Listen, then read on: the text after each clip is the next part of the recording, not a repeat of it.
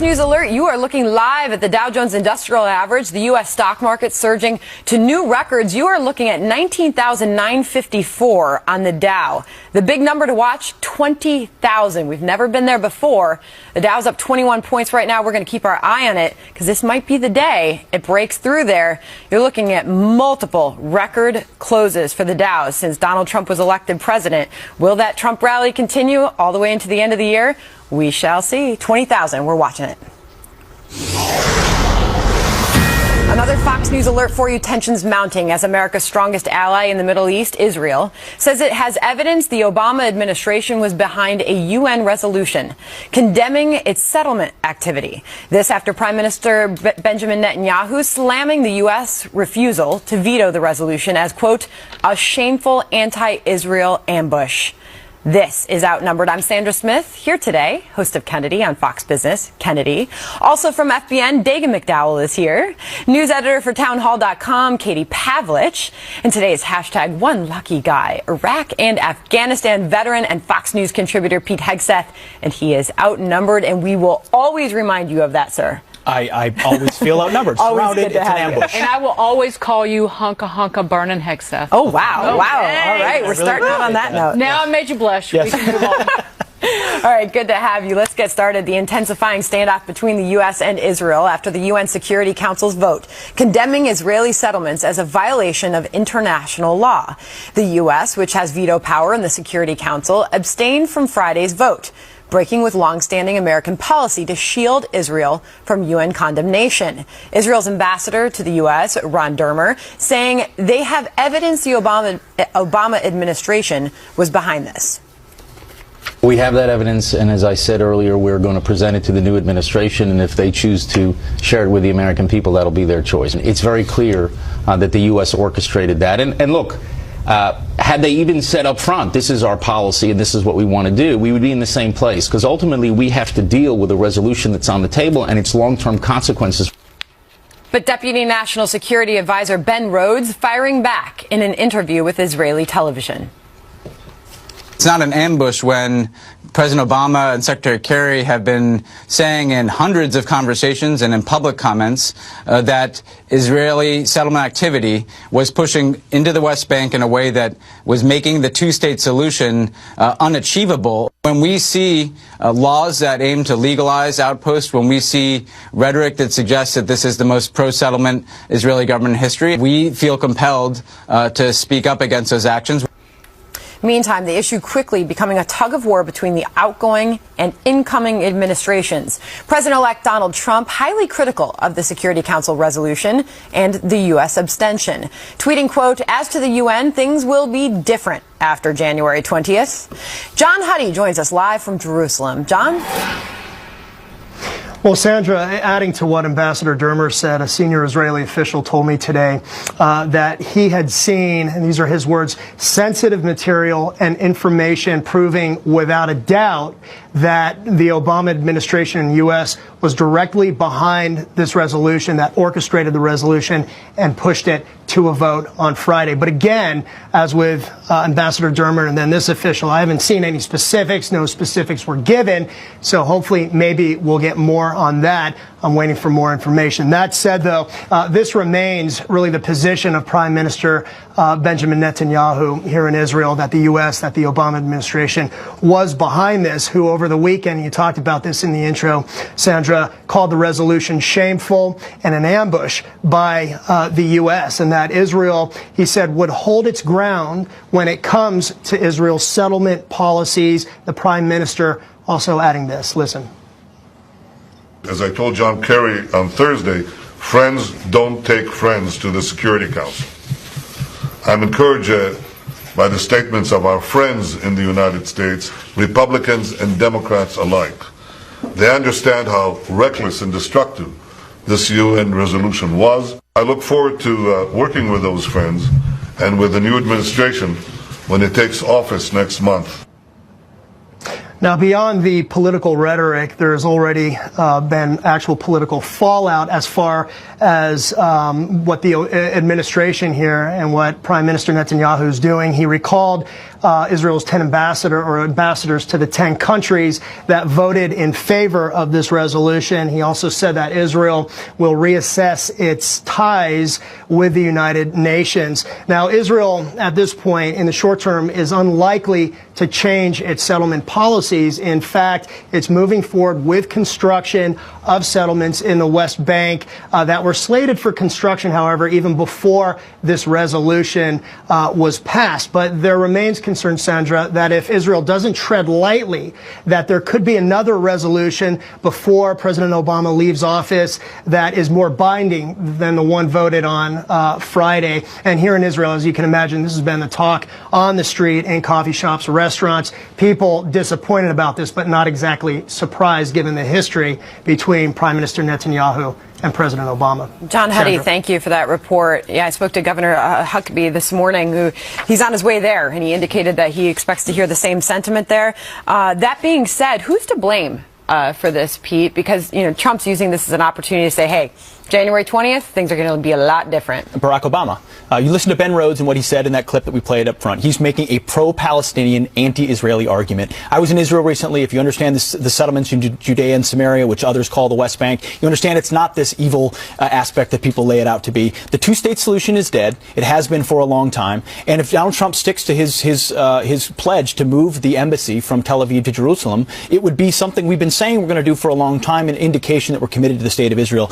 What Barack Obama did at the end of the day was what he's wanted to do for a long time, which is give in to the international left and the UN, which has become a bludgeon against the U.S. and Israel. That's exactly what this was, and by abstaining, they were voting for it. And speaking of that, Kennedy, this is what Trump tweeted about the United Nations specifically, saying the UN has such great potential, but right now it is just a club for people to get together, talk, and have a good time. So sad.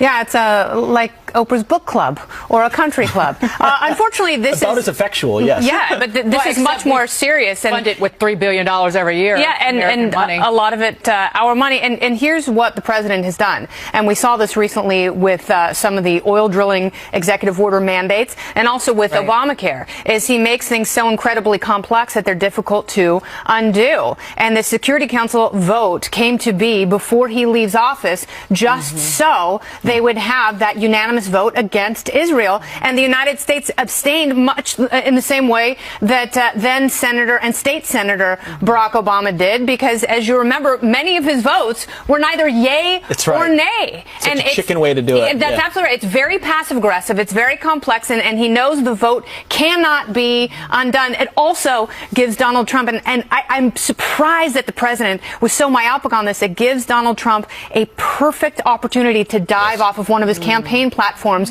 into the welcome and loving cup of Israel. Katie. Yeah, he should. I mean, this is now a launching pad for Donald Trump to do exactly what he said he would do on the campaign trail. Move the U.S. Embassy from Tel Aviv to Jerusalem. You know, the White House is now denying that they had anything to do with making sure that this UN resolution passed, or the abstention.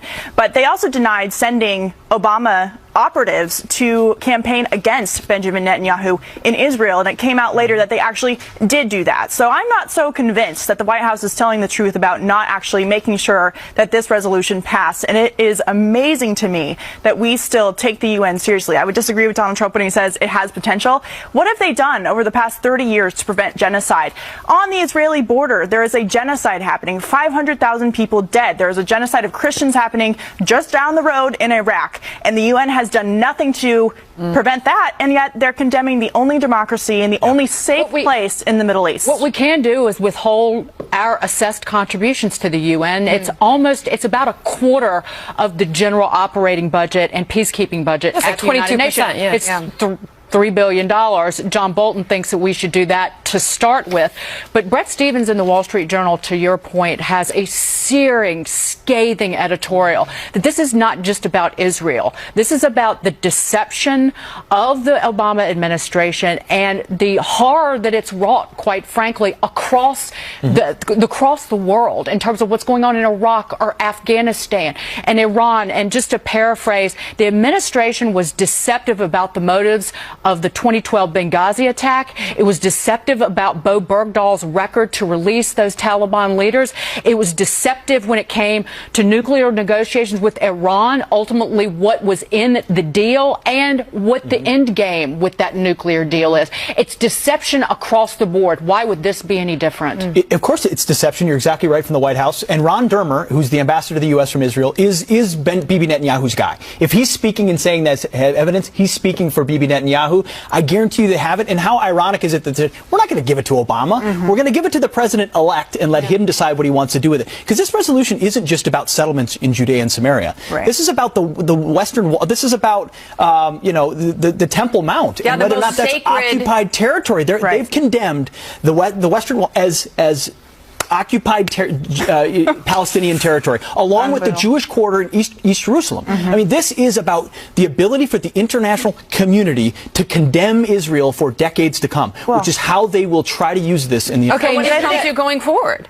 Well, I think he does everything he can to clarify absolutely what U.S. policy is. And you do that by moving the embassy. You do that by, and Intifada Part 3 could come as a result of that. Then you stand by Israel and let them do what they need to do to beat it back. You show that you're a real friend in critical times. Well, I think that, speaking of real friends, the Obama administration has made it clearer than ever whose side they're on. With the Iranian deal giving them billions of dollars, millions of dollars in cash, guess where that money is going? To Hezbollah, to attack Israel. They're directly funding terrorism against Israel by participating in that ransom payment. Deception again. I mean, about it. And the idea that we're supposed to work with the Palestinian government when Hamas still has a huge role in deciding what the policy is there. They're a terrorist organization. And the Obama administration is choosing that side of it rather than choosing the side of the Israelis by condemning all of these parts of this resolution. Yeah, but how do you turn a blind eye to that? That's the thing that I don't understand. And, people may have fundamental differences, and a lot of libertarians do. They don't think that we should be investing as much money in Israel as we are. But you look at the only, as you said, the only democracy in the Middle East surrounded by terrorists who want nothing more than to eradicate them in the most violent and ongoing way possible. But how do you turn a blind eye? Let's just take Hamas alone. How does the president rationalize that? That's something I don't understand. It does shine a light on the growing, rising, frightening anti-Semitism among some on the left. And you see it on college campuses across this country, and you see it front and center across Europe, and nobody will talk about it except conservatives. That's exactly right. And it's not because it's not a blind eye. It's anti-Western. It's the view of the world that it's colonialism, that it's white. All these things we're hearing on college campuses, that's where Barack Obama came from. That's what he believes. He's finally unleashed to do it because he's not accountable. And I think we're going to see even more of it. And one thing I would add is I think that this is a preview of the post-Barack Obama, after he's out of the White House, what his pet projects are going to be. And I guarantee you there will be much more of this when he doesn't have the White House around him. By the way, I just wanted to get this in before we finish this particular segment. Benjamin Netanyahu just tweeting out, the nations of the world respect strong countries that stand up for themselves and do not respect weak countries that bow their heads. I imagine he's referring to you-know-who as the weak countries. All right, that's the very latest on that. Thank you, everyone. All right, President Obama claiming if he could have run for a third term, he would have beaten President-elect Donald Trump. Mr. Trump says, no way, we will debate. And there could be a new party of no in town. Democrats gearing up for their turn as the opposition party, whether it's going to slow down President-elect Trump's ability to govern. And after the show, remember, you can join our live chat by clicking the Overtime tab at foxnews.com/outnumbered or go to facebook.com/outnumberedfnc. We're always there. And of course, you can tweet us. We look at those tweets during the show. Pete's picking up his phone right now. Ask us questions. Tell us you like his suit. We're going to see you there.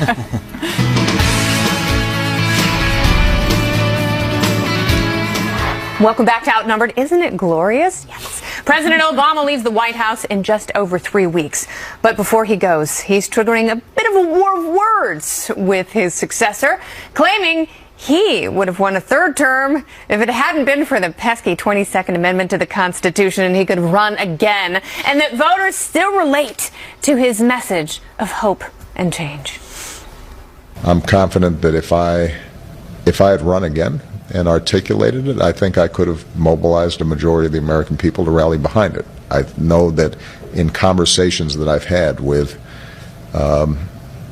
people around the country, even some people who disagreed with me, they would say the vision, the direction that you point towards is the right one.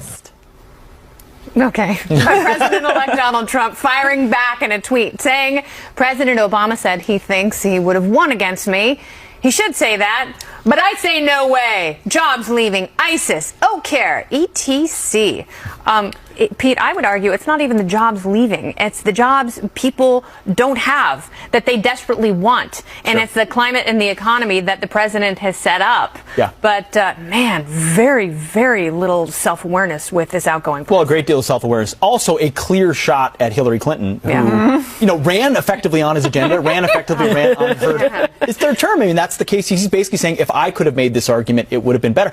And it's actually hard to argue with that. She's such a terrible candidate that if they ran on the same issues and he was the candidate, he probably would have performed better. I don't think he would have beat of Donald Trump. Yeah. I love that he says in the tweet, and he should say that, right? He recognizes that someone should be confident and think they could win a third term. Yeah. But I think this was a year for Donald Trump. He spoke to it. He tapped into it. And ultimately, if there is an economic message to be had, it's that your job isn't here anymore and I'm going to bring it back, or the type of job you have is not the type you deserve. And Trump's going to win that argument. All right, so if he had the big secret, which no one had the combo to the padlock to beat Donald Trump. Not a field of 16 Republicans, not Bernie Sanders, certainly not Hillary Clinton. So if President Obama had the key, if he had the secret to success and victory over Donald Trump, why didn't he share it with Hillary Clinton? I cannot believe that after this year, where I'm asking, you're asking me to do another prediction on who would have won or lost the election. But I don't know. I mean, you look at the numbers and you look at the coalition, and the fact is that the Obama coalition did not turn out for Hillary Clinton, despite his efforts to get them out.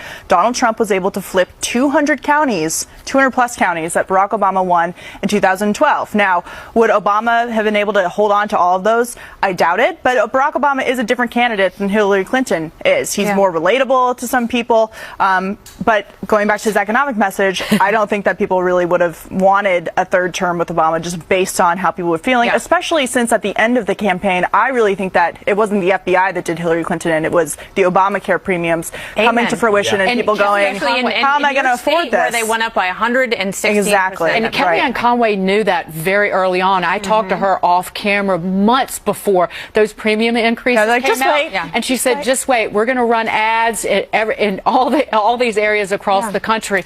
But what President Obama is essentially saying is, hey, I had, under me, worst recovery since 1949, lowest labor participation since the mid to late 70s, but I've got better smoke and mirrors than Hillary Clinton does. I'm better at hoodwinkery, if you will. And by the way, he just punched her in the face with this comment. Why isn't that sexist? I'm waiting for her to talk about it. You pulling that card?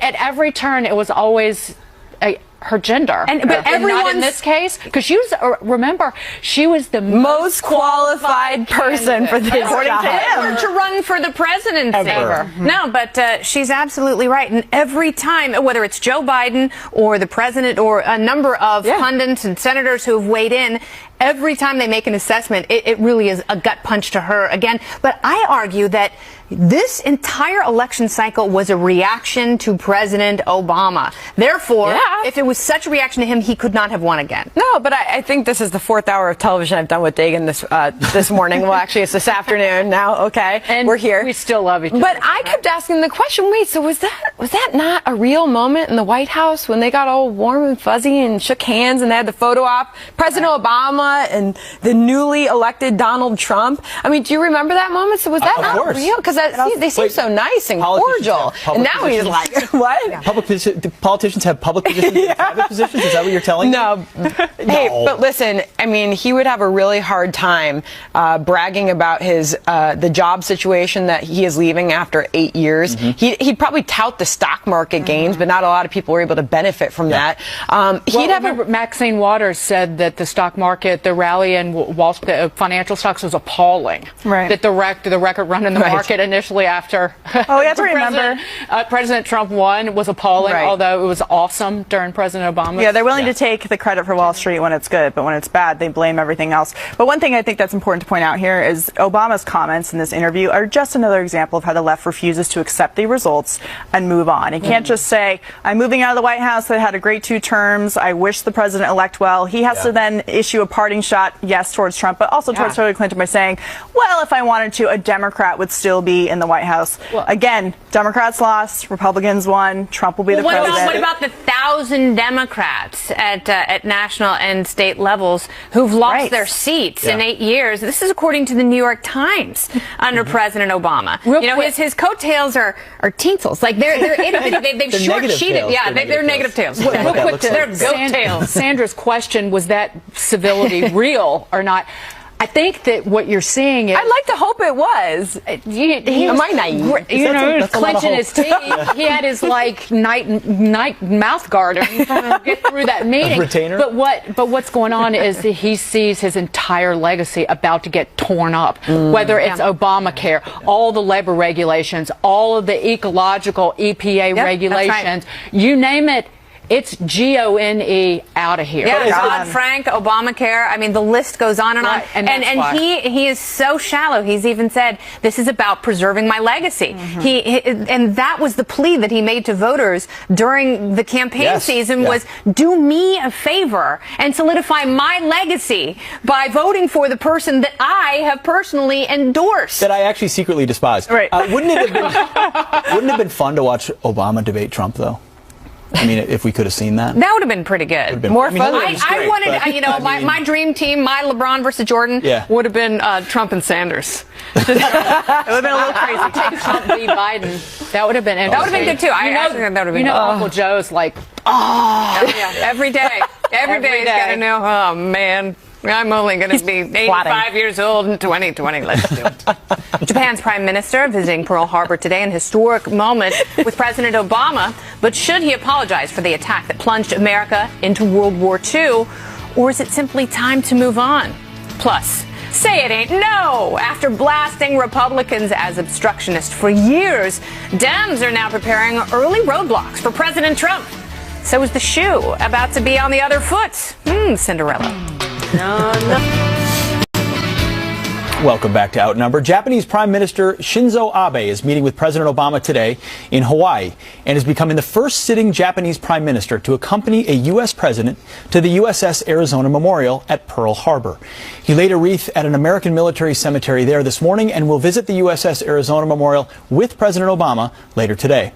But there are questions over whether Prime Minister Abe should apologize for the attack that killed over 2,000 Americans and pulled the U.S. into World War II. White House correspondent Kevin Corke is traveling with the president and is live in Honolulu with more. Hi, Kevin.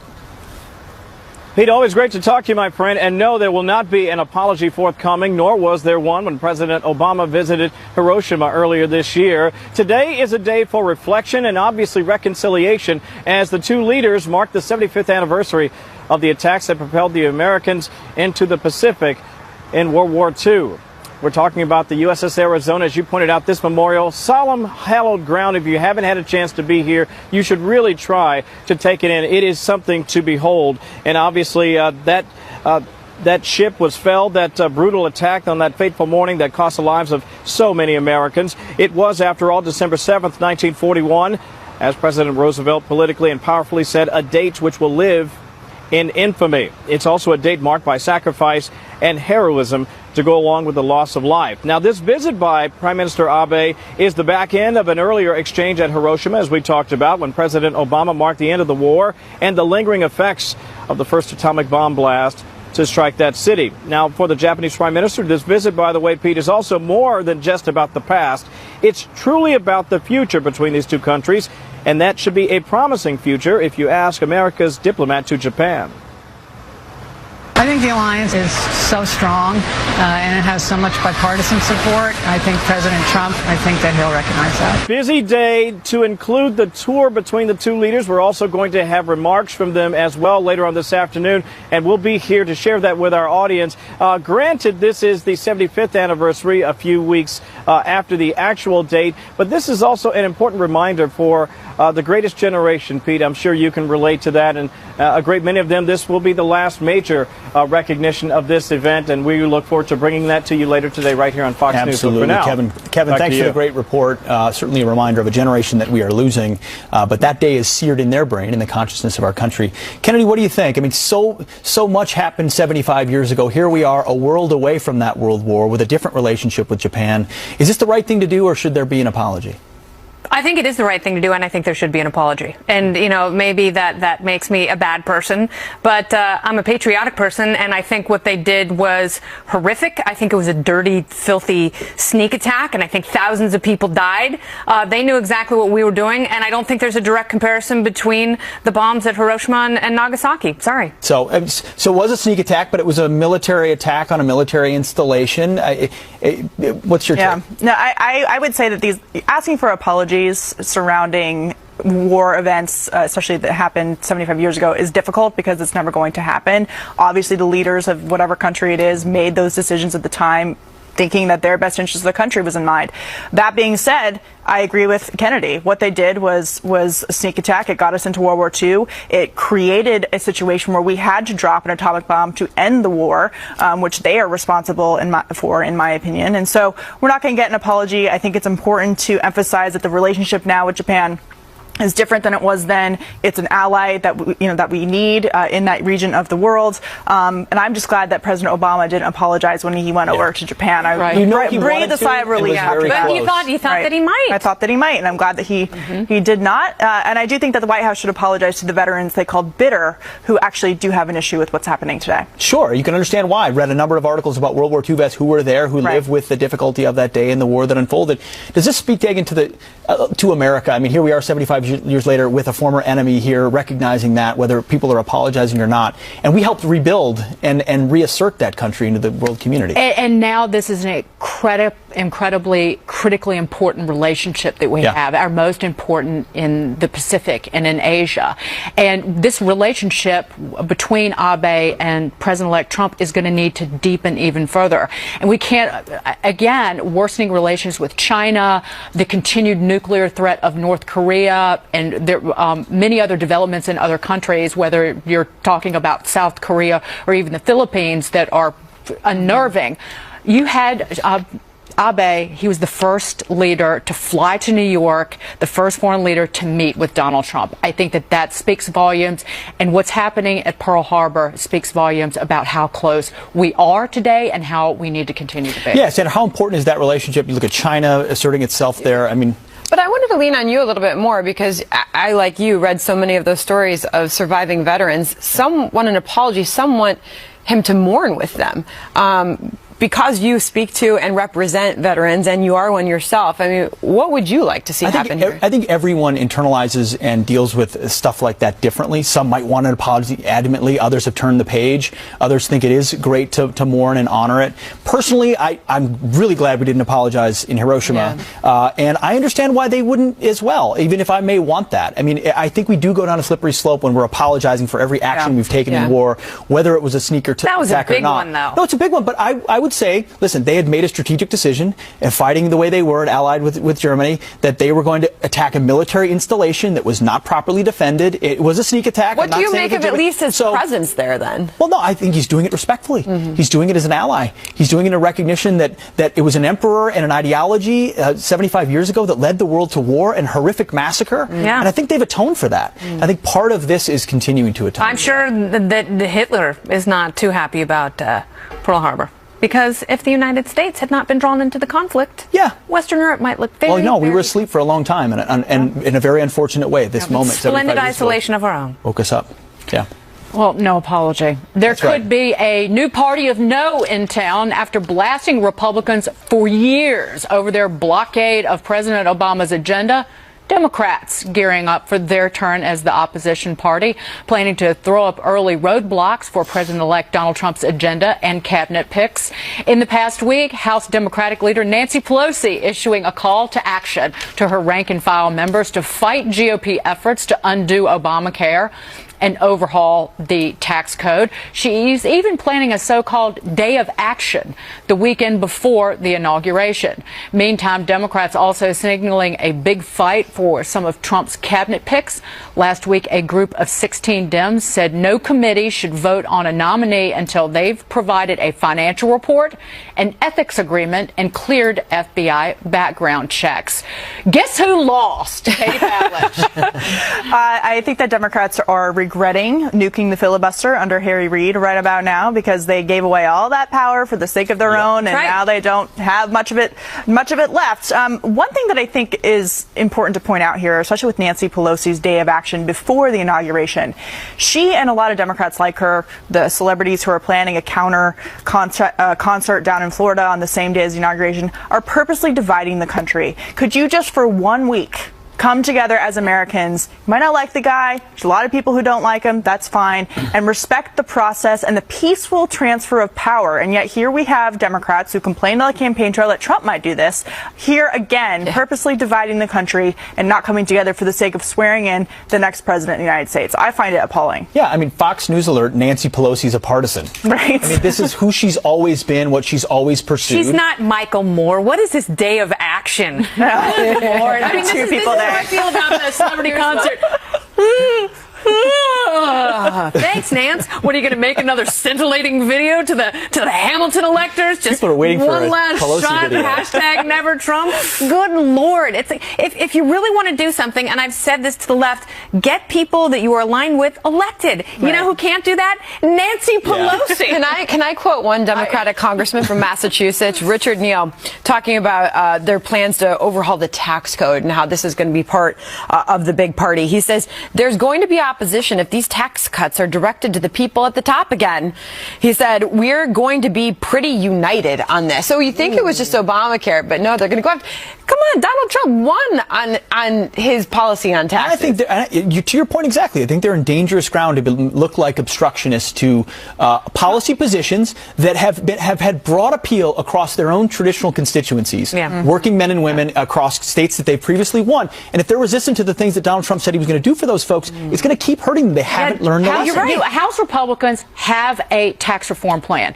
Donald Trump has a tax reform plan. The Democrats don't have a tax reform plan. It's called a raise it. And by the way, we Raise raised more, taxes spend more. we raised taxes in the last 8 years. Yeah. We ran up the deficit. We re-regulated vast swaths of the economy. Can I? By the way, can I show you what the people think about Donald Trump's tax plan? Look at the Dow. Look at the Dow about to 20,000. You know what? If the Democrats get in the way of tax reform and the stock market tanks and people are a little angry about that, I hope that they have to own that. They've proven that they've learned absolutely nothing. Kennedy mentioned this earlier in the show. They've lost thousands of seats at the state level. Republicans are running the show when it comes to governorships around the country. They lost the House in 2010, the Senate in 2014, the presidency now. They've ignored key constituencies that they used to own. And yet here they are now, stonewalling on economic plans that could benefit both Republicans and Democrats. Here's what I cannot wait to see, because you know that the Democrats who stonewall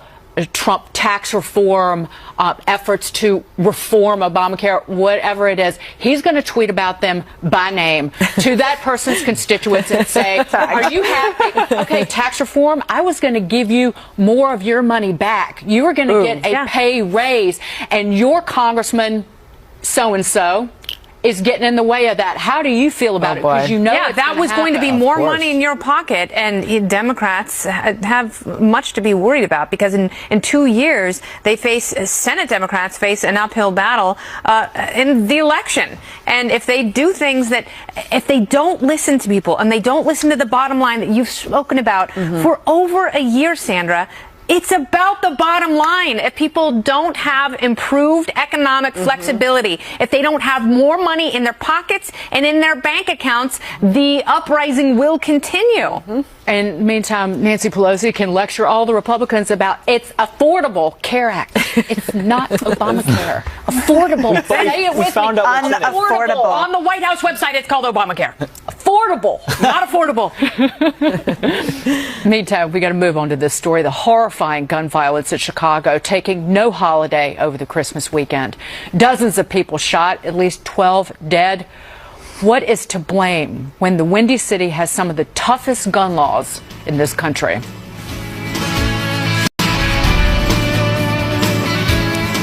A horrifying amount of violence this Christmas weekend in Chicago. The Chicago Tribune reporting 61 people shot beginning Friday afternoon. That includes a 14-year-old girl who is in critical condition. 12 other people died from their wounds. We're told the shootings are mostly gang-related. This says the number of murders in Chicago are up by 275 from the same time period last year. Whoa. That's according to the Chicago Police Department. This despite the fact that the Windy City has some of the strictest gun laws in the country. Man. But the police superintendent now saying Chicago needs even stricter gun laws. While this is the sickening reality, it shows yet again that our penalties for carrying and using guns here in Chicago are just not an effective deterrent against repeat gun offenders. While we have promising leads, this unacceptable level of violence demonstrates the clear and present need for policymakers to convene in January and give Chicago the gun sentencing tools against repeat gun offenders so that we can begin to change this narrative. Wow, it just makes you wonder, are they on the right message? I mean, how could they be talking about that when they already have the strictest gun laws in the country, Pete? Guns, it's always because they reflexively go back to what they think they know and ignore. I think a lot of it does come down to a partisan lens that they refuse to look through. If you look at 80% of the drugs that are on the streets of Chicago that are driving that gang-related violence come from Mexican cartels. Yep. Yet they oppose, securing the border. Rahm Emanuel runs around talking about how his city is safe because it's a sanctuary city. So ideologically, they're obsessed with these sort of far left-wing policies that are ultimately fueling the violence in their very city. And then they don't have the backs of the cops who they asked to go into these dangerous neighborhoods, and they bow to the Black Lives Matter movement. So the combination of those two things, they run around and say, well, what else can we do? Try to grab more guns. Well, newsflash, criminals don't give up their guns because they know there's going to be a consequence either way. So it's just not going to work. I know you may not want to hear this, but the reason there is drug violence in cities like Chicago is because drugs are illegal. Well, it creates a black market, and it creates criminal activity. It's a fair argument. They are fueled by these Mexican cartels that rely on prohibition in this country. We have gun prohibition, we have drug prohibition, and you see this insanely murderous cocktail that results in places like Chicago. People lawfully cannot defend themselves.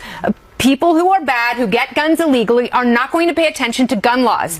If you are so motivated to take someone else's life, to murder them, you are not going to listen to a new set of stricter gun laws. Those do not apply to you. And if you know that the regular defenseless citizenry is unarmed, there is nothing stopping. Yeah, new laws only apply to law-abiding citizens. Right, but I actually think we need to take a step back here. He's not calling for more gun laws. He's calling for the justice. He's calling for the justice system to enforce the laws on the books. And the sentencing, you heard him say that the sentencing isn't a deterrent. You know why? Because they're letting these guys out of jail. He said the same thing a couple months ago when he said we're letting these guys, these repeat gun offenders, we're not forcing them to serve out their entire sentence, and therefore there's no deterrent. The outgoing Washington, D.C. police chief, Kathy Lanier, said the same exact thing before she left her post. We are not, the justice system is failing us, failing the police, failing our communities, because we have all the laws on the books. D.C. is just as strict when it comes to guns as Chicago, if not more, and these people are getting out of prison and going and doing the same let's talk thing. about It's about the justice system. It's not about the gun laws. But let's talk about the crime wave across the country, Dagan, because it's not just Chicago. Chicago's obviously seeing this huge uptick, but homicides jumped in 16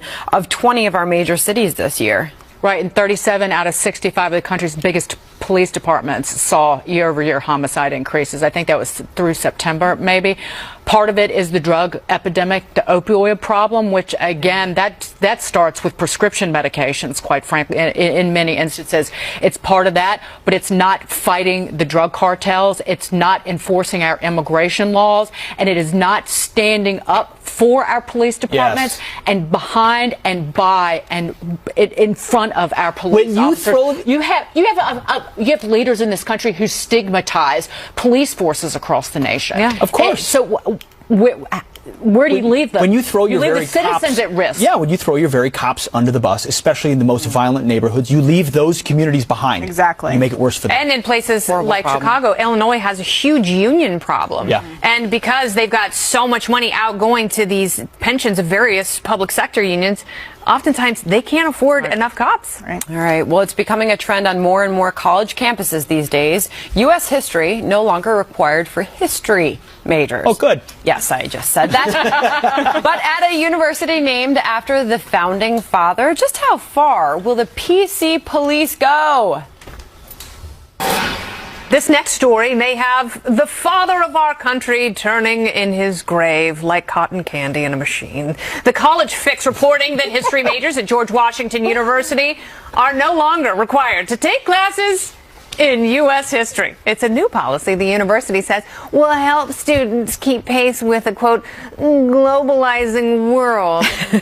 This is terrifying, this academic relativism, because it's as though in a medical school you wouldn't have to take any courses in medicine. No, exactly. Doesn't it seem a little insane? Of course it is. I wish I would say it's silliness or insanity, but it is now the standard. Yeah. I mean, it is what is being taught across not just elite universities, but universities everywhere. It's why we get Bernie Sanders on the Democrat side, because you have a bunch of kids thinking they're global citizens that don't understand their own country, they don't understand capitalism, they don't understand the Constitution, so they're seduced by these utopian ideas. Go Pete. Also why we got Donald Trump. Yeah. Because people are rejecting this nonsense. They love our country. Our history is worth knowing, and if you don't know it, you don't keep it. Yeah. So it drives me nuts, but people, we've lost. And if you don't know it, you don't learn from it. Exactly. Well, not to repeat the bad stuff. That is exactly right. What drives me nuts is if I tell somebody under the age of 30 that I'm from the town that is the last home and burial place of Patrick Henry, they're like, what? Who is Patrick? Who is Patrick You know Henry? the Bill of Rights, you idiot. You know the first 10 amendments to the Constitution that give me... No, I can't. Do you like your liberty? Do you like your freedom? Go get your degree in yourself. Yeah. That's what it is. They're You're teaching you... It's like That's a getting to really know good yourself. point, Megan. That's exactly what it is. It's a so BS in me. solipsistic. Yeah. Well, I said it. Katie said- Pavlich, I don't know what that means. That's okay. Katie, you cover this beat. You know this world. Yeah, I'm on college campuses a lot, and let me tell you, it's kind of crazy. But Pete said, you know, if you don't know it, you don't keep it. Yeah. That is exactly their goal. This is anti-American to take U.S. history out of history majors around the country, not just at George Washington University. I mean, we've seen around the country these campaigns to take down the American flag. We've seen these campaigns to take down the shield at Harvard because it represented slave owners who founded the school. I mean, they're erasing history because they don't want American history to thrive and to be part of our country. They're erasing it because it's anti-American, and that's exactly what they're going Dare I ask you, like, what they're replacing this with? Like, what kind of classes Marxism, they're taking? Socialism, communism. I mean, Pumpkin carving. If you go, right, pumpkin carving. I mean, they're replacing it with statism, no free choice. I mean, when they talk about... They're whitewashing our history, making it so that we're doomed to make the same mistakes. Exactly. Right. Yeah. That if you whitewash everything and everything is glitter and gold... You're right, and it's all self-esteemism, too. It's exactly, you did get a degree in yourself, whether it's... Yeah, but it's also very immature. Shouldn't you be confronted with some uncomfortable Of ideas? course, that's the point of life. Shouldn't you be studying systems that, you know, maybe there were worth to some and others were incredibly detrimental? That's like not studying World War II because you find Hitler offensive. Right, exactly. Yes, Professor Kennedy. But they're creating a world that is just going to be soft and fluffy and luscious for everybody. That's what it's so not. There's no confrontation. But it's not. Baby lotion soft, and these people would not survive in the wild, I tell you. More outnumbered. When I get... Many thanks to Pete Hegseth for joining us, and always Katie Pavlich. Good to have you and Megan and Kenny. Everybody here. Fun show. Fun show. Thanks, Sandra. What a day. Big day. Happy New Year. All right. Happy New Year. We're staying right here for Outnumbered Overtime on the web. But by the way, we'll be back tomorrow. And find us on Facebook at facebook.com/outnumberedfnc. The fun continues online. Join us. We'll see you in a minute. We'll see you tomorrow. Happening now.